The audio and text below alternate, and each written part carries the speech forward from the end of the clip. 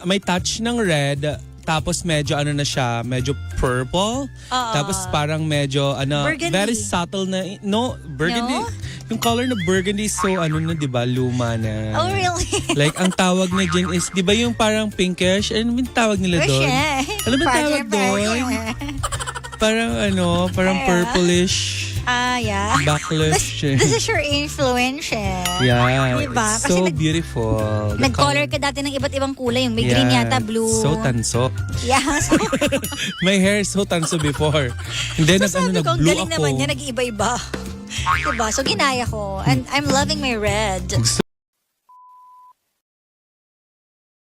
Pero alam mo, I think parang si ate girl, hindi fully hindi yung puso niya hindi full-heartedly gusto niya ibigay sa lalaki. Kasi kung halimbawa nagpropose sa'yo yung lalaki, di ba dapat, or sinabi sa'yo ng lalaki na itigil na natin to, tayo na lang dalawa, di ba dapat mag-give in ka na kasi gusto ka ng panindigan, gusto ka ng seryosohin, bakit ayaw mo pa rin? Teka, liwanagin ko lang baka ha. hindi pa talaga siya ready. Etong pagbubuntis ba na ito ay nangyari bago mag-propose?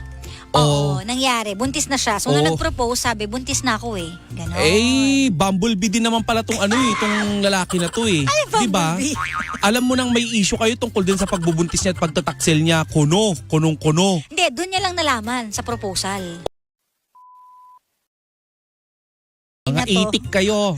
At alam niyo, Mga rabbit. correct, kung anong pwedeng kahinatnan ang gagawin yung mga kalokohan or adventure o kung anik-anik. Di ba, ingat-ingat kayo. Ayan, it's a lifetime na commitment. Buti na lang tinuloy nila yung bata. Di ba? Oo. Kasi ang pangit naman kung gumawa na kayo ng mali, dadagdagan nyo na naman ng mali. Ikaw ba may na experience ka ng ganyan? Ay, I mean, wala. may kakilala kang ganyan? May kakilala ako. Kasi Sa open alam mo yung relationship? dati, hindi ko alam kung Facebook yun, Friendster, di ba may mga single, tapos Open married, tapos relationship. in an open relationship. Noong una, sabi ko, ano kaya yung in an open relationship? Tapos naririnig ko nga na yung pala, ibig sabihin, open ka sa iba. Hindi. Ganon. Ang konsepto ko kasi dati ng open relationship Paano yung is konsepto? wala silang commitment sa isa't isa. Si Boy Dila, yan tawag ng mga internet mga netizen si Boy Dila. Nakakapikon lang talaga siya kasi nung gabi nag-live pa siya, pinangatawanan pa niya yung pambabasa niya. Pero ang totoo niyan, yung damage na ginawa niya minimal eh. Ikumpara nyo doon sa ibang mga nakunan. Yung mga nanakit, yung nansaboy sa buong laman ng jeep, yung nagbukas sa pintuan ng truck, yung nagbukas sa doon sa yung L300 na may nagkarton na, so alam mo na ayaw nila mabasa pero punersang sirain yung karton para basain. Yung nanay na may kandong na anak na hindi ko alam kung totoong bagong opera yung bata, binasa. Dapat lahat yun.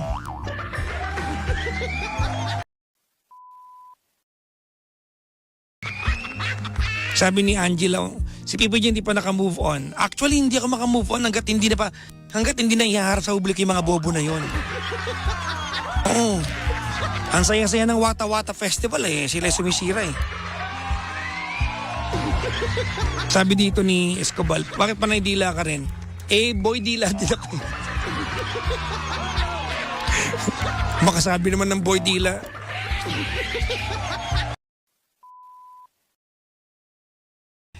Ay nako. Anyways, sabi ni Richard, move on na. Yoko, papaalala ko lahat. Dapat, ikaw ba, Richard Flores, masaya ka na hindi, na isang tao lang na parasahan? Siya lang ang pinaka nakakapikon. Si Boy Dila. Totoo yan ha. Siya siguro ang pinaka nakakayamot sa lahat, no? Pero hindi siya may pinakamalaking ginawang perwisyo. Hindi fair yun sa kanya. Kung siya yung publicly crucified, di ba? Yung image niya publicly crucified tapos siya lang. Hindi, dapat ultimo yung mga lahat. Nako. Antayin ko yung next na press conference ni Mayor. Ay! Excited na ako. Diba? Di mapakali. Nakita niyo ba yung pinost kong picture sa Instagram tsaka sa Facebook ko? Diba? Yung picture namin ninyo yung volante. Kumanta siya nung huling hosting ko sa FBM, diba? Oo. Nakita niyo ba? Baka hindi niyo nakita. Kamukha ko siya. Tsaka kaboses ko ha. Mamaya kakanta. Kaboses ko nga. Pag na-pause siya. Chairman, tama ba? Diba? Mas pogi ka. Naku, huwag niyong bulahin mga sarili niyo. Tama nang hanggang kamukha lang kaya natin i-claim. Mas pogi, naku. Papa Jackson, ng perfume mo daily and for events, bibigyan mo ako? For reference lang po. Dami. Oh. I like Allure. Sige, maganda to. No? Gusto ko ng Allure. Yung Allure. Yung ano, yung $1 million. Oo, tapos ang dami kasi. Ano rin ako paiba-iba, no. Tapos ang hinahunting ko ngayon na dapat bibiling ko sa Japan, di ko lang nabili. Ay yung ano to? Laylabo. Napansin niyo bang matamlay ako? Hindi ko alam kung napansin niyo. Actually, I'm not feeling well tonight, mga pang. Hindi ko alam kung kanina sa mamasik mura ako. Hindi ko alam kung bakit, no. So, uutangin ko yung yung 18 minuto ngayong gabi. Magpapaalam ako ng maaga, ha? Oo. Uutangin ko yung 18 minuto at magpapaalam ako ng maaga. Oo. Dahil wala lang, ipapahinga ko lang, no. Hindi masiguro kayo makagalit, di ba?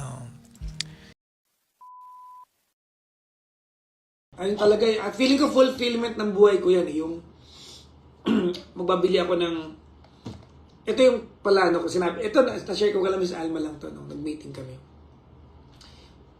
Dati 1 hectare lang ang gusto ko. Siyempre unahin ko magkabahay ako, di ba? Alangan naman, di ba? Pero practical reasons.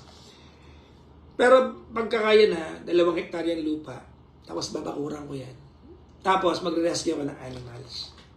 No? It becomes a sanctuary. People can bring their unwanted animals, ilalagay doon, and people can adapt. No? Pag mag-adapt ka, mag-donate ka. Ganun yun.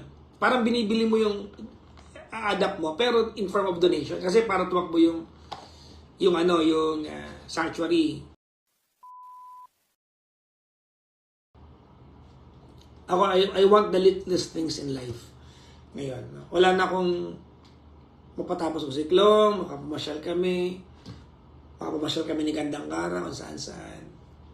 Yan na lang yung mga gusto kong gawin Wala na akong ganong gusto gawin sa buhay. Sa karir ko naman, pagiging DJ, hindi naman siguro yabang yun, pero malayo na yung napuntahan ng karir ko So, I have, di ba? May offer kami na maging ambassador, endorser ng isang product. May offer kami. Million. Pero, million yung kasi ako, matagal na ako nag-endorse. Million naman talagang bayaran. Pag-ambassador ka. Marami na nagawang commercial sa TV, alam niya. So, multiple millions kasi bayad pag ganun. So, kinita ko naman ngayon, dati pa. Okay, magalang nagbabayad ako ng BR ko. So, may nag-endorse sa amin. Pero, parang binigyan kami ng obligasyon na sama kami sa sales team. Kumbaga, i-endorse namin yung product. Pero sama kami sa sales team. Yung grupo namin, may sariling kota. Isip ko namin ni Kara, ang laki naman nung dapat nating ibenta kumpara sa TF natin.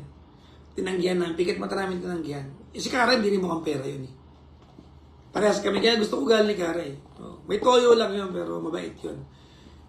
Her heart is always in the right place. No? Ito yun.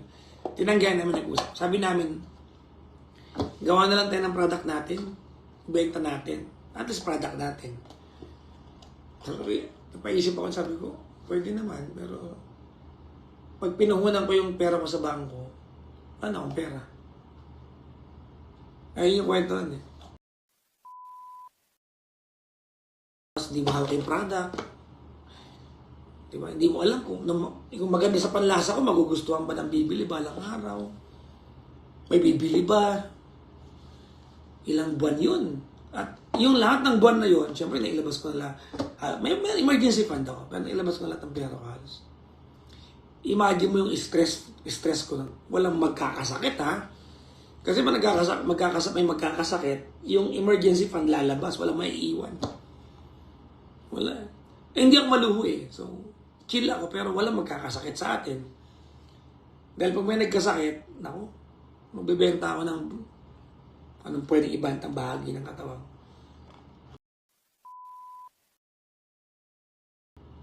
Nung lumabas to, unang buwan, alam yung for the first 3 weeks, nabenta namin ni Ate Nemi yung 40% ng stock namin. First 3 weeks ha. Kasi May 8 kami nag-launch eh. By the end of May, pakalahati yung nabenta namin ni Ate Nemi. Alam mo yung nakahinga, may bumili ng product ko. Yung umuwi ako, kasi hindi pa naman nakbawi eh. Nakalabas pa rin lahat ng pera ko. Magre-reorder. Kasi ako, patagal ako bago makabawi. Box versus box. Mas malaki ang kita ni Mami Olet tsaka ni Miss Miss Minerva sa akin.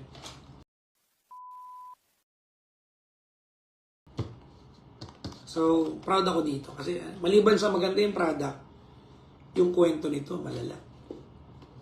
Oo. Balang araw, wala na ako sa mundo, legacy ko to. So, gusto ko siyang magtagal. Kaya nga, underpriced eh. Tumingin kayo ng product sa market. Na kasing pedigree nito. 1,000, 1,500 isa. Box. Hindi ako nabibiro. Alam na Miss Alma yan.